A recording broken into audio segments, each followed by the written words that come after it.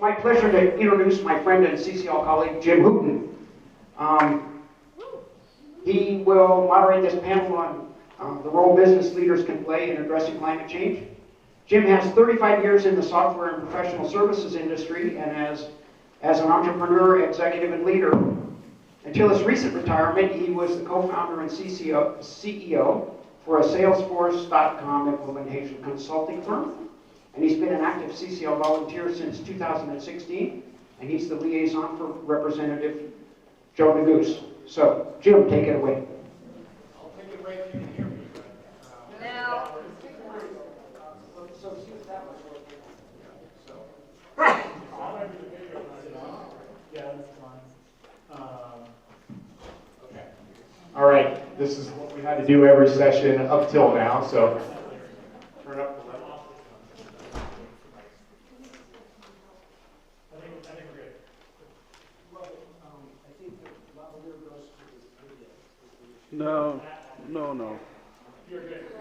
Okay, I think you're good. All right. Whew. Good.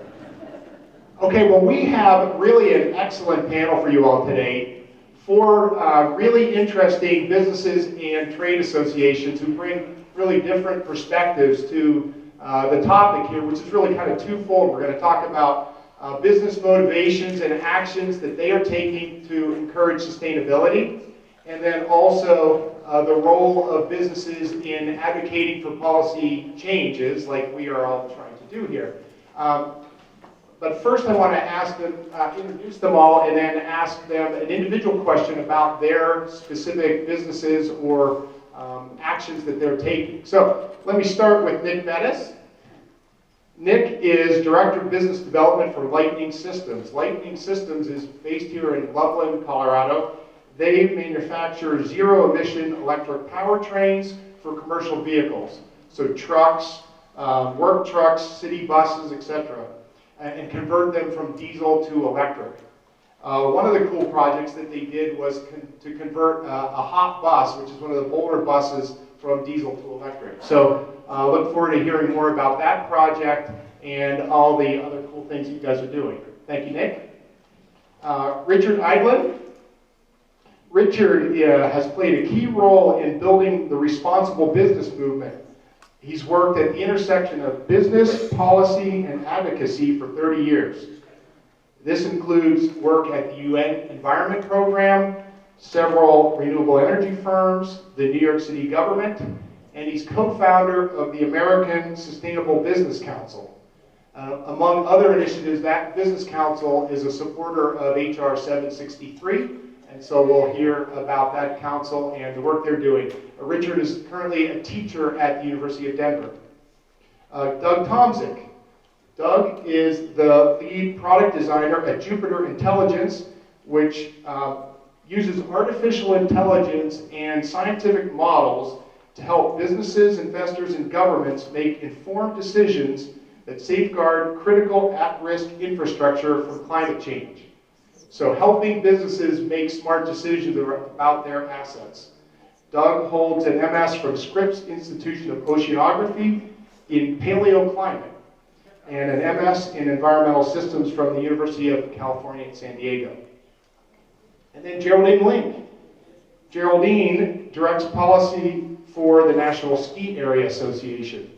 The association is the trade group for resort owners and operators nationwide, and its members represent over 90% of the skier snowboarder visits in the United States. Geraldine is an attorney and also serves on the Board of Advisors for the Business Climate Leaders, which is an action group of CCL. So I think we've got really excellent panelists here, and I'm going to start with a question for Nick. And we'll have plenty of time for audience questions, so be thinking about your probing questions for these guys as well. So, Nick, Lightning Systems, first of all, sounds really cool. Tell us more about what you're doing and about some of the cool projects that and the traction that you're starting to see in converting vehicles to electric. Thank you. I appreciate the introduction. So, Lightning Systems, again, is based out of Loveland, Colorado, so we're local. We're contributing to the local economy. We're contributing to the local job base. which is really exciting just to be here and be part of that. But what we're seeing in the marketplace right now is such a groundswell of interest in sustainability. It's really helping our business. So what we do is to take gasoline and diesel vehicles, typically fleets or medium to large size trucks, and we rip out the gas tanks, we rip out the exhaust system, we rip out the internal combustion engine, we replace it with a all-electric motor and battery packs, and turn it from a vehicle that's emitting a great deal of carbon emissions to one that's emitting none. So again, we're really excited to be part of this conversation. We really see there's two components to our business model. There's the cost side, which is kind of on the negative side, and that our components are very expensive at the current time. But on the positive side, again, there's such a groundswell of interest. There's demands, which we're going to talk about later, from the customer side, from the business side, from the environmental side, that are really impacting our business. And then there's also sustainability initiatives in many states, Colorado being one of those, where they are helping us with the costs of our systems, or helping our customers with the cost of our systems, to bring down that cost into something that's more similar to what you would see in a diesel vehicle, and but allowing them to replace it entirely with electric. So Colorado is one of those states, California is one of those states, New York is one of those states, and in all honesty, that's what's helping our business on the cost side to get the volume in order to get the cost of the powertrains down, so we start to see that snowball effect. So that's kind of the summary. Can anyone place an order with you after the if you've got a medium to large size truck, we're absolutely happy to. So and like you said, we replaced one of the buses, the hot buses here in Boulder, with an all-electric drivetrain. It's actually getting new batteries right now in our shop. I just saw it on Friday. So, but we've got customers that are all over the country, large fleets. I'm not going to name names because some of our customers are planning large press releases around who we're working with. But I'll say our pipeline is very strong right now. There's a lot of interest, and we're excited about it. Excellent. Thank you. Yeah, we need more of that.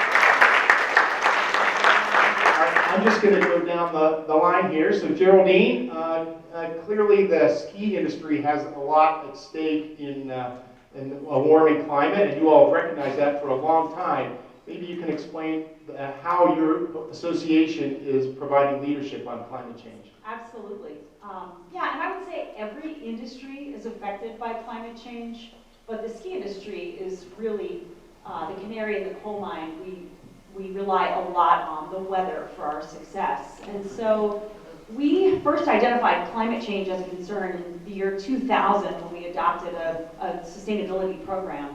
And at the time, I definitely got some dirty looks from some people in the industry saying, why are we focusing on that? Well, we took it from there. In 2002, we had an official policy, and we've been implementing that ever since. And we've had all different kinds of programs to keep it fresh and to let it evolve over time. So we basically have action and advocacy. Those are our two things that we are providing leadership for the ski industry.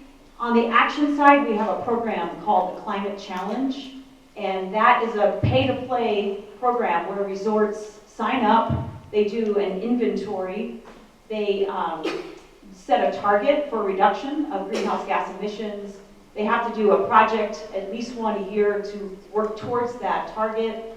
They have to do advocacy. It could be federal or state level, but they have to do it and tell us that they did it. And then they report on that publicly. So we have about 40 resorts right now that are part of that climate challenge.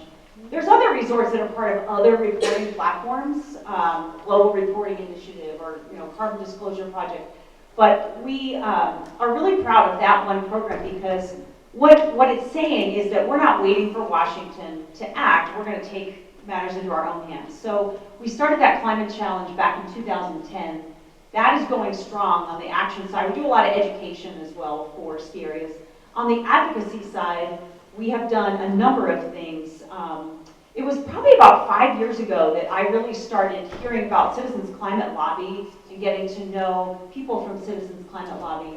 And I have to say that our MO and that of CCL are perfectly aligned in terms of constructive, respectful, civilized dialogue on climate change and working towards solutions and doing it in a way that builds bridges instead of burning them. And I think right from the start, I saw that connection between us and CCL. And so I just want to give huge kudos to CCL for what you guys do, and it definitely gave us inspiration. So my former boss, who retired a couple of years ago, but he endorsed the carbon fee and dividend a long time ago and just said, this is something that we need to do. The ski industry likes market-based solutions. They like that idea of the whole market having to, if you will, pay for the price of carbon. The way that we look at it as an industry is that either the ski areas can shoulder that burden alone, right? And they have to invest more in water infrastructure. They have to make more snow. They have to do these things to adapt to climate change. There's also insurance implications. So wildfire is a huge threat to ski areas in the West. Just this year, we've seen premiums double for ski areas in terms of their insurance because they're trying to protect the property, all those capital improvement investments and the millions of dollars that they've made at the resorts. So we've got a lot of stake in this game, and so the advocacy part is something that we've worked on, endorsing HR 763. We filed an amicus brief in the Juliana Children's Climate Change. I love the kids. And they're both skiers, of course. It's a requirement in my family. So anyway, we've done that, and now we're working with the, we're trying to get in on the beginning of that Senate caucus. By the way, I just want to say I'm thrilled to hear that Mitt Romney is part of that Senate caucus. He asked him just this past week, would you please be a part of this caucus? And the answer was, well, I'm already working with Senator Coons. What do I have to gain by that? And so we were working, and I just heard it here now that he actually did. So I'm thrilled to hear that. So we can call the dogs off on that one anyway. Yeah, so I've probably talked way too much, but we'll get into more. But we have a lot going on in the ski industry. Awesome. And Geraldine, can we all talk to you about discounts on our ski passes after this? Yeah. All right, Doug. Richard. No, I'm sorry, Doug. So your company helps evaluate the costs and risks to businesses of climate change. What motivates the companies to come seek you out, and what are they doing with that information, and how are you helping them? Sure thing. So really, we do a lot of work, kind of like you were talking about, how to understand, how to inform the marketplace with the financial decisions around, say, like insurance. And really, our customers, we work with three types of groups, really. There's what we call financial services, so that would be things like banking and insurance. Second group would be critical infrastructure type projects. And then the third group is really public. And so I'll give kind of a quick example from each one. So in the financial area, Jupiter just worked with McKinsey, the global consulting company, to do an analysis around, what does 100,000 mortgages in Miami, what's going to happen? And their analysis suggests that maybe there's a good chance in the next 10 to 20 years we would see a similar mortgage crisis as a result of climate change that we saw with the 2007-2008 crisis. And really that stems from the fact that people are able to get mortgages in places like where I grew up in California, near Pacifica, where you have a 30-year mortgage and simultaneously the very next year the community is talking about managed retreat. Similarly, you have a lot of issues with insurance, how to price premiums, particularly with wildfire, particularly with sea level rise. So that's kind of the first group of financial services. The second group is critical infrastructure. And an example of that would be the chemical company Arkema, who the CEO is actually now facing criminal charges around negligence because this chemical plant flooded and a bunch of stuff leaked in the ocean. It causes huge crisis. And so clearly there's a lot of motivation to avoid stuff like that. Similarly, in California, PG&E filed for bankruptcy protection as a result of the catastrophic wildfires in California. So an example of decisions that someone like PG&E could make with Jupiter is understanding when to cut power to the grid. So currently, there's a lot of conservative decision making with now after that wildfire season. Anytime there's strong winds, it's dry, it's the heat of summer, they'll just cut power. And that's pretty damaging, so if there's a way to make smarter decisions about that, that'd be a positive. And then the third group, so we have financial services, and we have critical infrastructure, and the third one really would be public. So large governments, cities like Boston, cities like New York City, they're really taking kind of a holistic and critical look at, as an entire community, as an entire organization, what can we do to adapt to these consequences that seem like very catastrophic. Really cool. All right.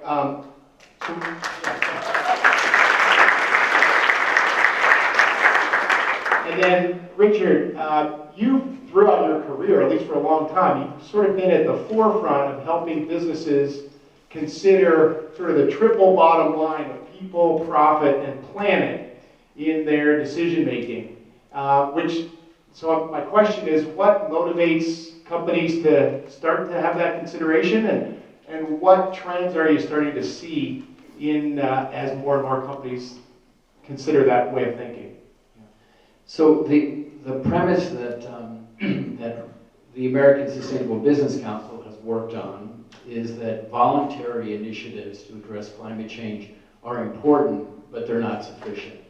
So we need public policy. So that's why Citizens Climate Lobby has done such a remarkable job, and really congratulate all of you for stepping up and being involved in talking to policymakers.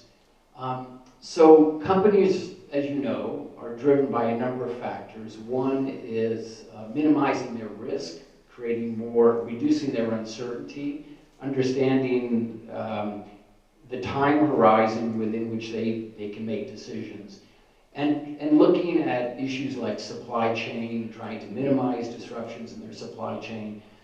So many companies have recognized over the past few years in particular that climate change is really an existential threat to their financial solvency.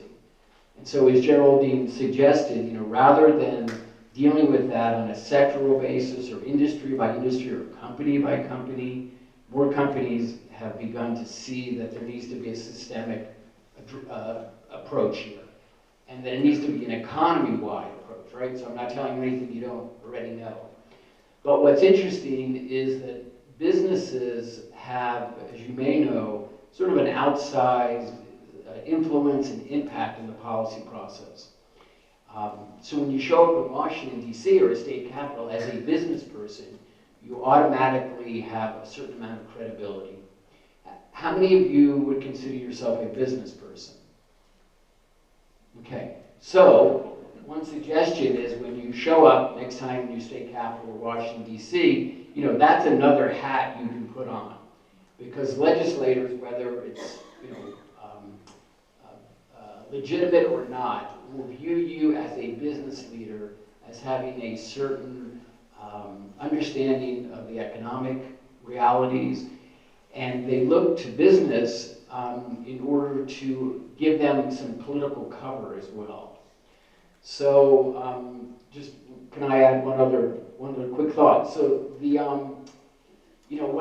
what has been happening now is the business community is not all aligned, as you might suspect, with this issue.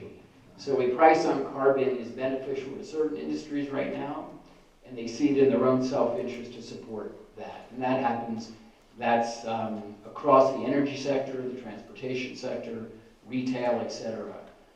But one sort of interesting leverage point to be thinking about as you talk to policymakers and seek to work with businesses is understanding understanding what their motivations are. And And so certainly there are, like the ski industry has a tremendous amount at stake, as does the outdoor recreation industry, the brewing industry, the IT industry, the gas industry, but not the oil industry, right?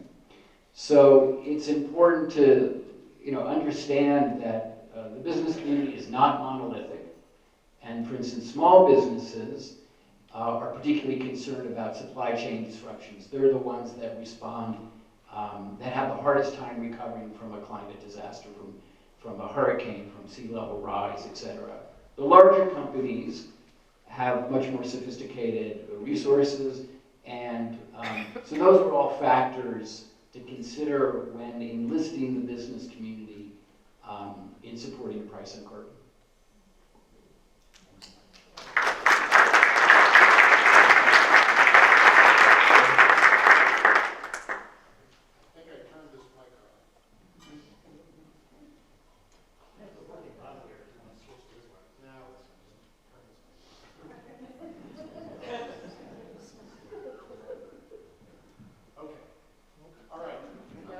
Hello? Okay, here we go.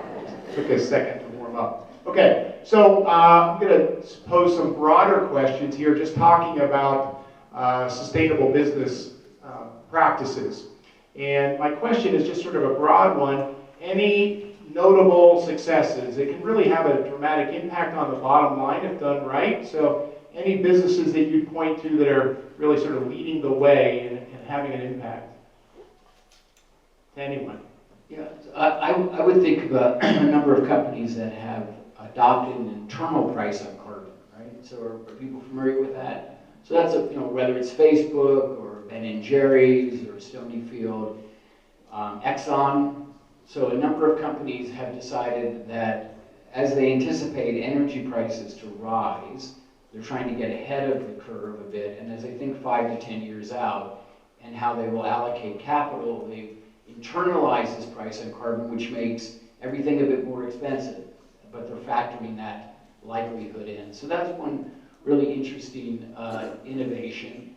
And then, another practice that many companies, particularly in the IT sector, are going completely to 100% renewables.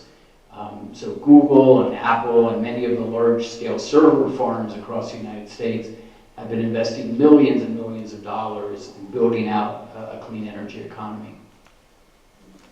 Other ideas? Since I have the microphone, I'll go next. So we have a lot of examples in the ski industry of, and this is what gets me excited, the smaller ski areas that are doing awesome things in terms of getting to 100% renewable energy. And we all hear the stories about the bigger destination resorts, and they have all the resources to do a lot. And I applaud them as well, but I really know that this movement is legitimate when I see a lot of smaller resorts getting to 100% renewable energy and actually beating some of the big destination resorts in doing that.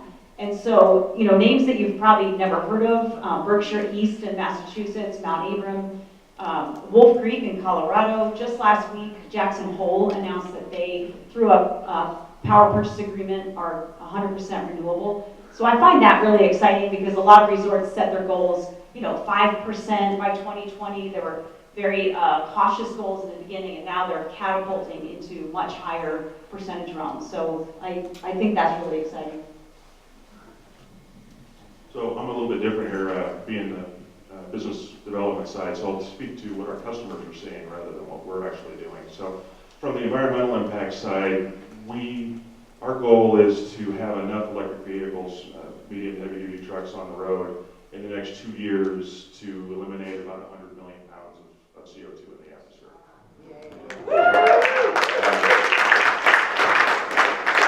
And when you consider, and that's a fairly small number of vehicles on the road, when you consider there's 13 million heavy-duty trucks on the road alone, that number can snowball very, very quickly. So we're really excited about the potential on the environmental side. On the cost side, as I mentioned before, our products aren't cheap, and the ROI on our products versus a diesel vehicle, generally, if you don't take into account a lot of the incentives, are going to be more expensive. So the way we look at this is we really need the companies that we deal with to have a very substantial investment in making change. And that investment can come from a number of different sources, which I think we'll be talking about later. But, you know, a diesel vehicle, you're typically looking at a 2-year ROI on something like that. But with ours, it might be 5 or 6. So you need the companies to really be focused on, for whatever reason, on making change. But if there is an ROI on it, they will see it, and some of the motivations that are coming up are forcing that change. All right, next question. Well, actually, here, y'all, quick plug for another tech company, Intuit. So Intuit just announced that they are going to reduce their emissions 50 times relative to 2016 or 18 baseline by 2030, which is huge. So it'll be well beyond net positive, and huge challenge to get there. But I think tech companies are starting to trying to have a positive impact environmentally. Long way to go, certainly. I'd add, we're also in conversations with several student groups. Your shuttle buses. Awesome. Well, clearly we want more companies to be following these practices. So the question is, how can we make that happen? What motivates them, and then particularly how much of a role does employee input have in helping companies adopt this way of thinking? I can start with that one. How many people in the room have seen the news that Amazon's ordering 100,000 electric vehicles in the next 10 years? That largely came about because of the survey of 4,200 employees. So employees do have the power. 4,200 employees signed a petition at Amazon and I won't say that Amazon doesn't have a sustainability interest, but it's interesting that 4,200 employees signed that petition, and the next day they announced 100,000 electric vehicles being purchased. So, in a 0.5% of Amazon's employees can make that kind of an impact. It's just, the potential is huge, and I think what really boils down to is people need to understand what their power is and be educated on that and be incentivized to do things like the Amazon employees do.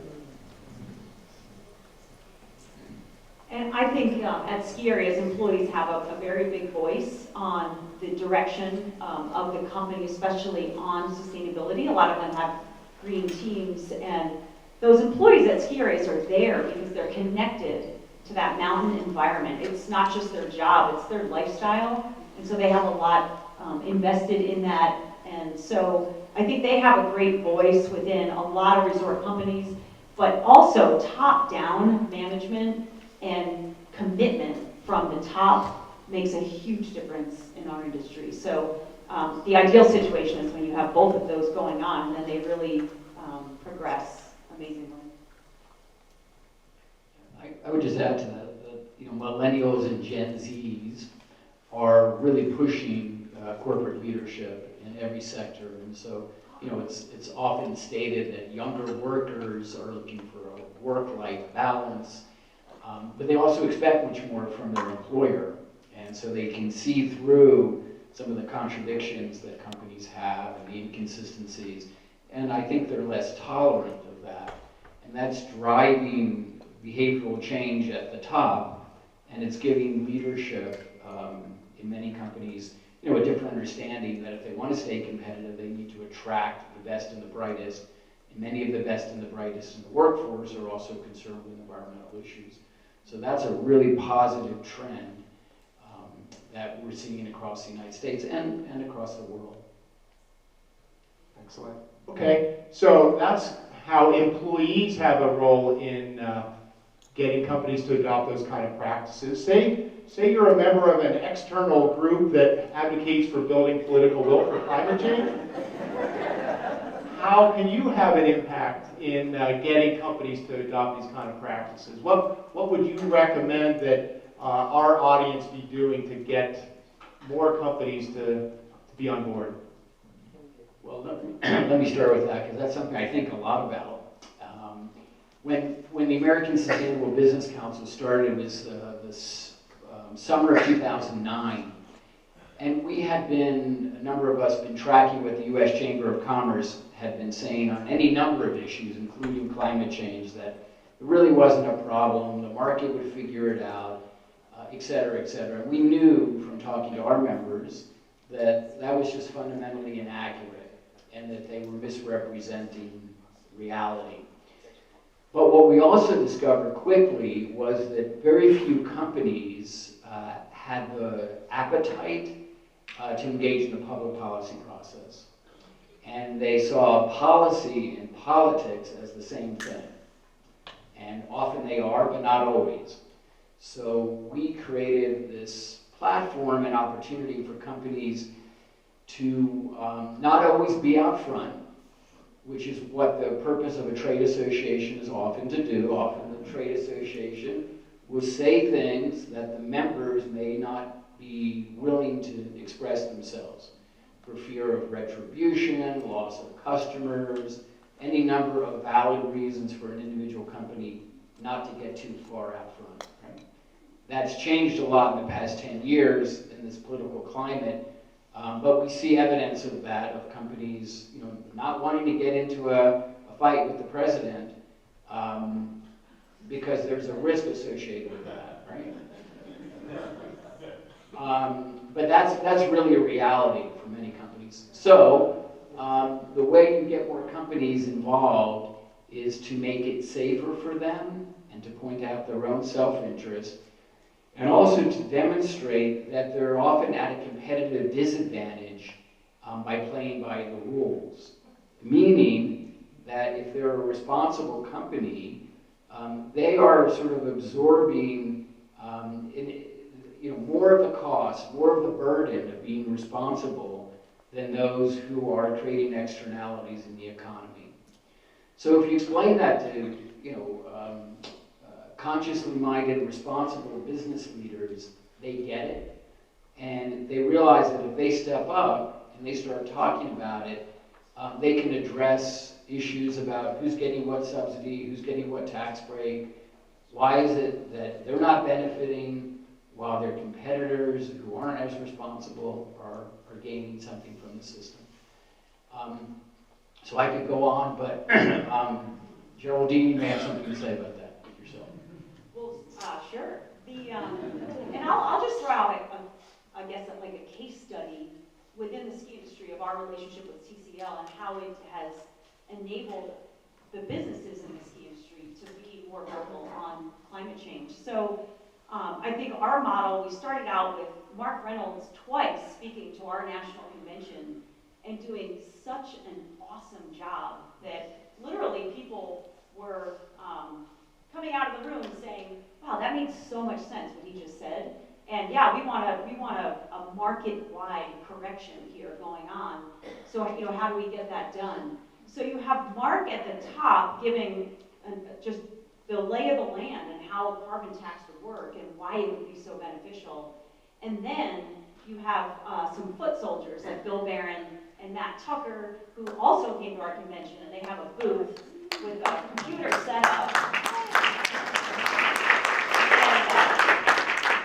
And essentially, they're there with an iPad, and I've been doing public policy for the NSAA for about 22 years, so I know everybody in that room times 10. And so I'm luring them over to the booth and saying, why don't you endorse HR 763? This is your opportunity. You just heard from Mark Reynolds, the top dog, why this makes so much sense. Come on over here and sign up. And so it's a combination of hitting from many angles at once, building that relationship and trust in there where people say, okay, it's time, I'm ready to sign up and endorse this bill. And so it takes a lot of groundwork. It doesn't happen overnight, but you can do it and use that model maybe in other industries as well. One kind of example, more on the adaptation side would be, I guess, really just asking the questions. There's a great example just in Boston Harbor. Exxon has a petroleum port there, and the community got together and asked them, what is your understanding of the current state of science, and what are you doing in response to that? And the answers weren't satisfactory to the community, so they ultimately went and filed a lawsuit that hasn't been dismissed and is continually getting escalated. But I think ultimately it really comes back to answering the question of what are you doing relative to our understanding of the state of science, and really assigning ownership and responsibility to the actors and the people that are responsible. And so I think it's a matter of just looking around in your local community to see where the impacts might be and asking what are the people associated with those impacts doing about it.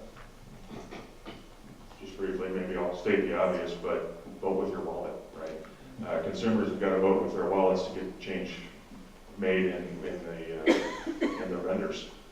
And the key to motivating change or getting them to vote with their wallets, everybody in this room is already doing that, but the general populace, the key to getting them to do that is education, which is what the associations here and your group is doing.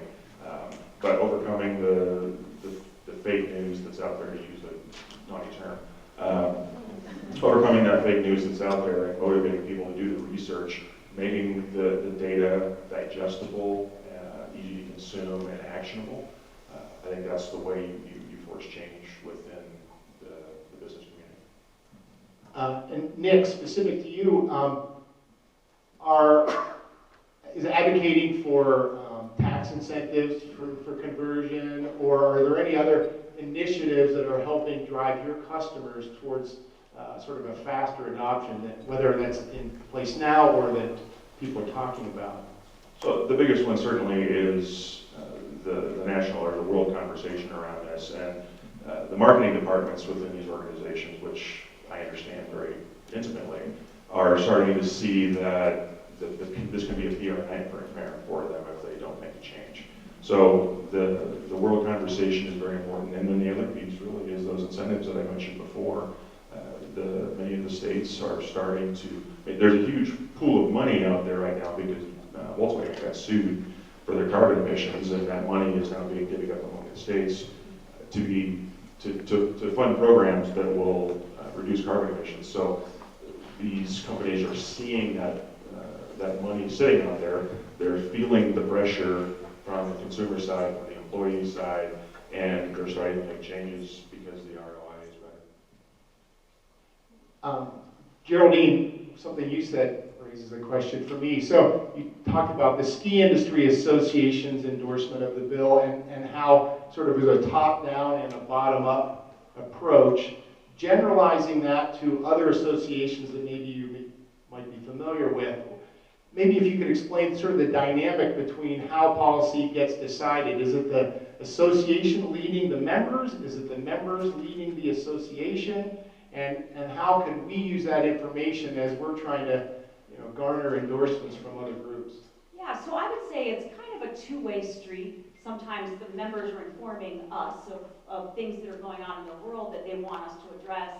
But more often than not, it's the association focused on DC, keeping track of everything that's going on, because our members, for example, ski race, they're busy running their business. They're really busy. A lot of them are, very razor-thin margin kind of companies. And so they trust the association to set the priorities, figure out what the issues are, and go attack it. And so we do not have a thing where every time we want to do something, we have to ask our board of directors what they think.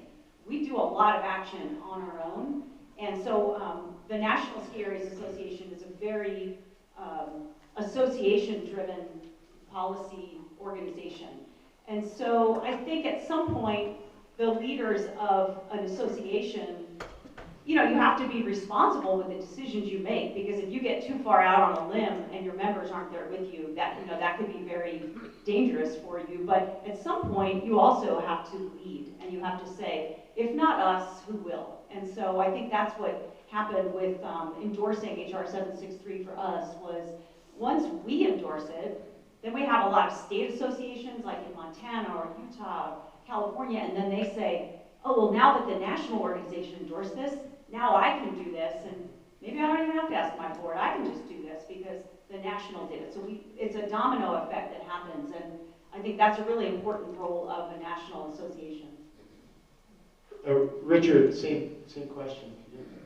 Yeah, I think what Geraldine describes is really accurate, and sometimes an effective strategy is to encourage members, individual companies who are part of an association to approach the association and advocate for some change. Because, while associations can be in the forefront, they're oftentimes the laggards as well. And they sort of, take the least common denominator approach, not to offend anybody within the association. And that's a structural problem of the way those organizations are created. There have been a number of celebrated cases of companies, Apple, Microsoft, leaving the U.S. Chamber of Commerce over the past years because of the Chamber's stance on climate change. Now that didn't create a groundswell of cognitive change in the U.S. Chamber's perspective, but it was a clear message that we're not going to participate in this organization because we fundamentally disagree with you on that issue. As Geraldine suggested, it sometimes is from the top down. But I do encourage you in your communities, if you have companies that you have access to, it's a good question to ask them, what organizations do you belong to? Who do you count on to represent yourselves in Washington? And that will give you some insight into maybe then finding out, what role that organization, that trade group, and as you know, there's a trade group for everything imaginable. Do they have a position on pricing carbon?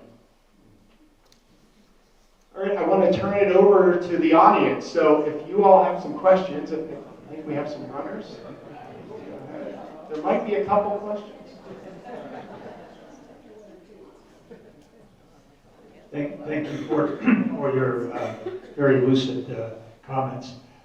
You mentioned Chamber of Commerce, and at the Senate or the House Special Committee on Climate Change, Sheldon Whitehouse named 3 organizations, and he said if they would go behind this, I could see it go forward. And one of them was the U.S. Chambers of Commerce, since you mentioned that.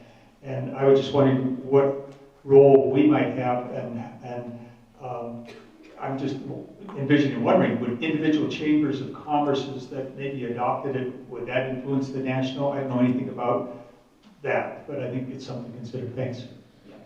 So the U.S. Chamber of Commerce is a very storied, very prominent, highly well-funded organization.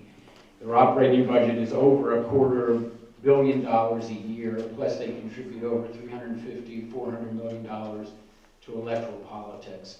So this is big money. They have a lot of influence.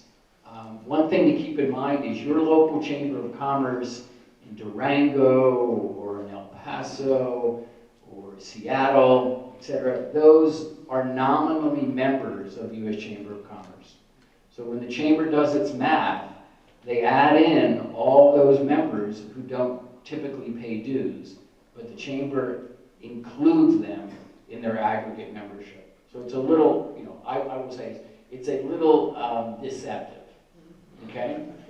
So your Chamber of Commerce in your town is getting memos from the U.S. Chamber of Commerce on a variety of issues: immigration, healthcare, transportation, etc. And they're being given talking points about what you, as the chamber executive in Des Moines, may care about. So what's important, I think, is to localize that issue, right? And find what's the relevant concern in your community that is outside of what's going on in Washington, D.C., right? Because the U.S. Chamber generalizes, and they don't know what the specific impact of sea level rising is in your community, or flooding, et cetera, et cetera. So I would go talk to your chamber. I would set up an informational meeting, explain to them what a price on carbon would, how that would benefit your economy locally. And there are other strategies that we can talk about, but does that answer your question? Yeah, I was particularly wondering about the local chambers of commerce, whether they would influence Yeah, they would. And there's something called the Chambers of Innovation and Energy. Mark, is that the name of that group? I think so. Okay. So they're, Innovation and Clean Energy. thank you. Say it again. Chambers for Innovation and Clean Energy, CICE. Okay. So that is, and there may be dozens of those, there aren't hundreds, but those are local chambers of commerce. And there are also many small business chambers of commerce across the United States. They tend to be more focused on the triple bottom line or sustainability or social responsibility. Here in Colorado, we have something called the Good Business Colorado that has 150 members. It's a 2-year-old organization. So as those place-based chambers grow, they will begin to influence the national conversation more.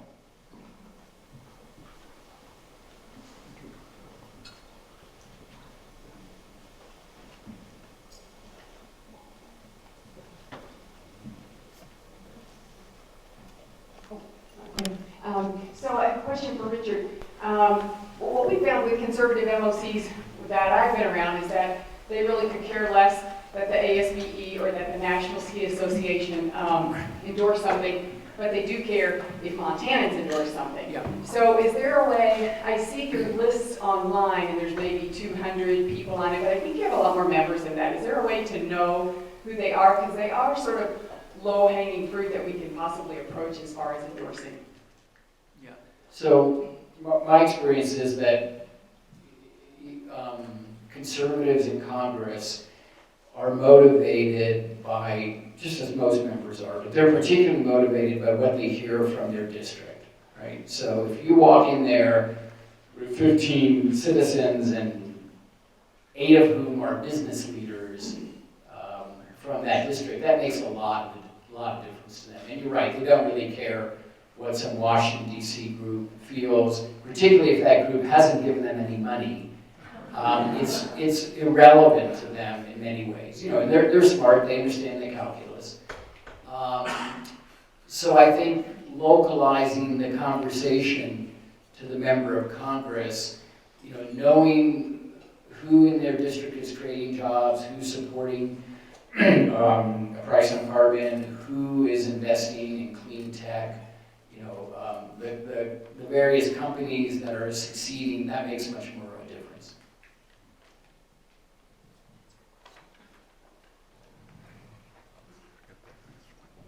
Thank you, and thank you all for being there. And Harold Hillman says hi. Thank you, Bruce.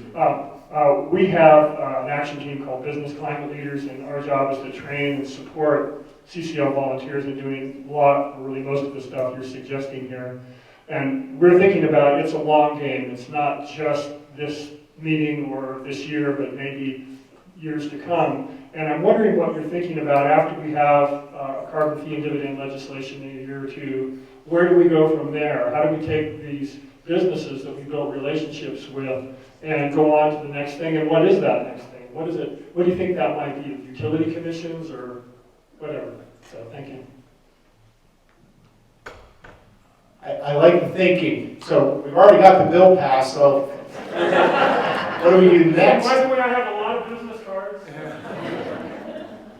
Well, that sounds like a question that came directly from Harold.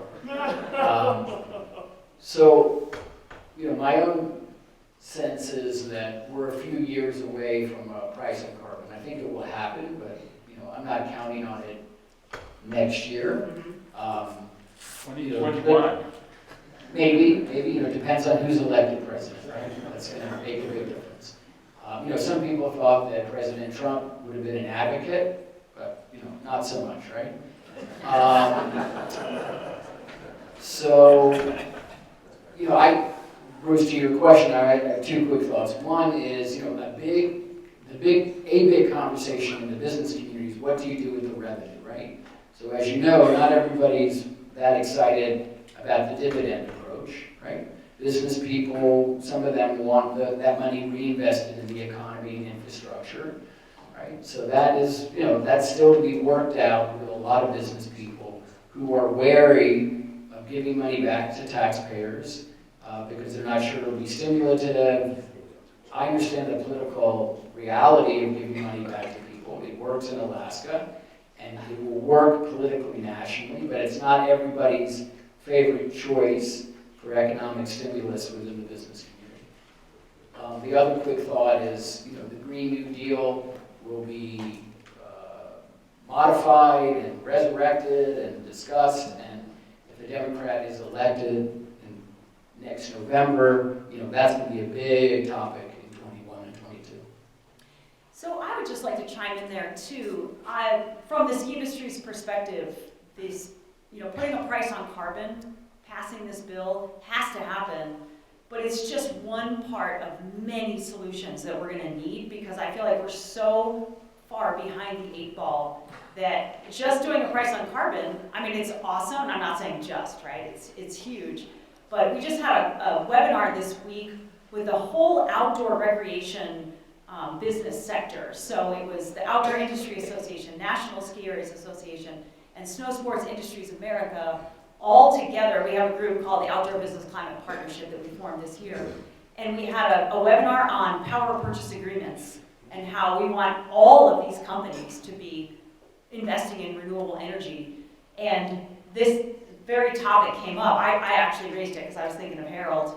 And I said, so what's going to happen when we pass this carbon tax bill? I said, all of you have to keep going. You can't give up on what you're doing, all of the action and mitigation that you're doing. And then we're going to need a lot of restoration. That's going to be the huge focus of the future. So I feel like the message I'm giving out to my industry is whatever you're doing now, you have to keep on doing that. This bill is going to pass. And then there's going to be 10 other things that we need to be doing, and we're going to have a lot of balls up in the air at the same time. But that's the reality, because we've dug ourselves into such a hole. Good point. Nick or Doug? Okay. He's the photographer, so he gets to ask the question. Unless there's more responses from the panel. Okay, my question is actually for Nick. You keep emphasizing that your systems are expensive. At the same time, you say, well, solar may amortize itself in 2 years, and this stuff takes 5.5 years. So isn't it just a matter of being able to finance that longer period until you get the ROI? Finance for the customers or finance the company? For the customer. For the customers? Yes, their purchases. We do have leasing programs that allow them to take that cost over time. And like I said, the incentive programs will certainly reduce that cost as long as those incentive programs stay in place. And you're already starting to see the dollars associated with funds in California starting to drop, which we can't. It's got to be going the other direction. It's got to be going up to subsidize these changes and not down. But we do offer leasing programs in order to motivate change within our adoption within our customer base. Did that answer your question? Yeah. I have a question, probably for Richard. But you mentioned that companies are internally pricing carbon. What does that mean mechanistically? Are they just kind of changing the accounting such that if a green technology is $20 cheaper, they go with it? Or are they putting the money in a big pot and using it for something? Or how does that work? Yeah, it's a great question. So companies they're taking different strategies. So in the case of Exxon, when they make a planning decision about a new drilling operation in the Gulf of Mexico or where have you, they will price that out at $10 to $20 beyond what they expected. So if it's gonna, if they're net positive at $38, they're going to then factor that in at $48 or $58 in order to justify that exploration, that capital investment. Other companies are just banking that money. So they're putting it into a fund that they'll then use for some of the projects that Geraldine was talking about, or for community-based remediation projects. Thank you.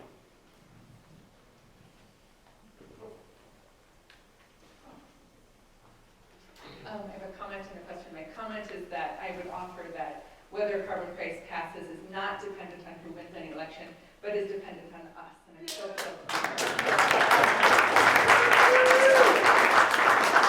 My question is, again, for you, Nick, that we hear a lot about solar panels dropping in price and just how the landscape of that has changed dramatically. I know nothing about electric trucks. Can you tell us where we are in the learning curve and the price curve there and what that's looking like over the next few Yeah, the supply chain issue that we run into is really with the batteries. And our batteries are, we use very high quality batteries because we would prefer not to have those end up in any kind of a recycled state or wherever they're going to end up. In a lot of cases, our batteries end up as emergency backup power supplies for things like hurricanes and that sort of thing. But the supply chain really is around the batteries. We are in a phase where those batteries are coming down in price, and which is what you're seeing with solar is the components are starting to come down. But our costs are coming down, but they're coming down slowly, and that's why we need to start seeing larger volumes of business so that we have more power in the marketplace to drive those costs down even further. So we're starting to be on the downward slide of the industry's costs, but it needs to accelerate. Anybody have a question for Doug or Geraldine, just to make sure we, the whole audience, and the whole crew here. I got one for Doug. So, we heard yesterday a very powerful presentation about talking to people in the general public who are conservative, right? And it's clearly this is a key part of the strategy. We got to do that, right?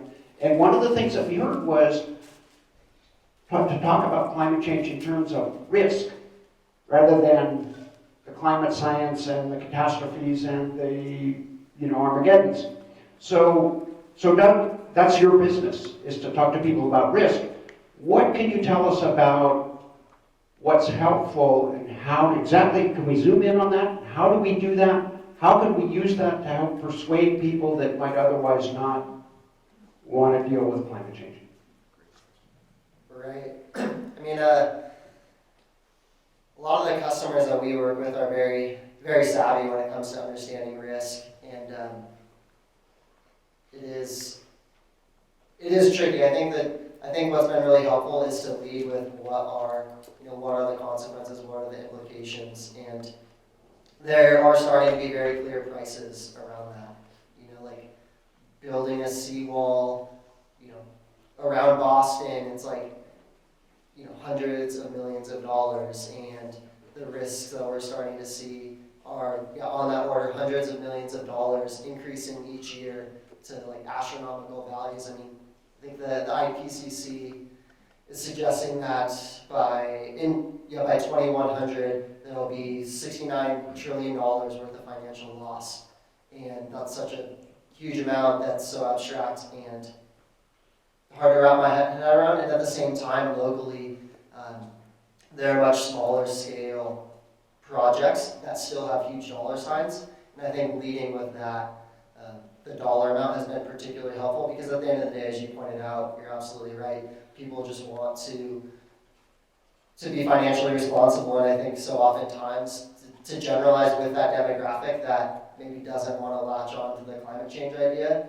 so often they are fiscally conservative and financially minded, and they want to be responsible. And the reality is that these things are happening. I mean, emissions are accelerating faster than they ever have. 2018 was the highest year on record so far. Sea level rise is accelerating. And so that is the reality of the situation. And simultaneously, the reality of the situation is to adapt and respond to these dynamics. Does cost money, and it's starting to become clear how much that costs. Just to follow up, are there data sources that would be available to us, whether it's your data or publicly available data, that would help us bring those costs down to sort of a local level that we could use as sort of ammo when we're talking to a company? And Doug, you get the last word. Yeah. So Jupiter itself is our data is not publicly available. We are publishing some white papers, but for the most part, you can't just go in and see, what's going to happen in Miami-Dade County. At the same time, there is a ton of research, at least it seems to me, being done around putting a price on these things. Like the IPCC, for instance, I was just reading a Carnegie Mellon paper the other day about how because of our switch to natural gas from coal, we saved $200 billion in financial costs because of the reduction in particulate matter. And so there are a lot of scientific and academic studies out there.